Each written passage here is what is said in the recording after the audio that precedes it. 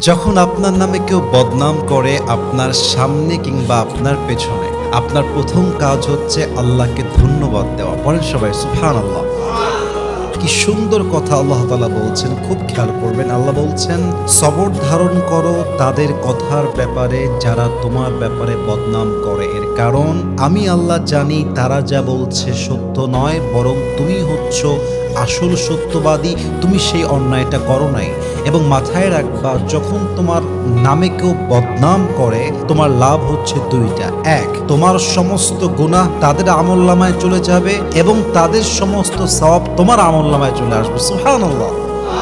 তো যারা বদনাম করবে তাদের জন্য আপনি আফসোস করবেন যে ইস রে, আমার ভাইটা বুঝে না, আল্লাহ আমার ভাইকে তুমি হেদায়াত দান করো। কিন্তু মানুষের বদনামের জন্য, অন্যের চরিত্র নষ্ট হওয়ার জন্য নিজের চরিত্র নষ্ট করা, এটা বোকামি ছাড়া আর কিছুই হতে পারে না, ঠিক কিনা বলেন?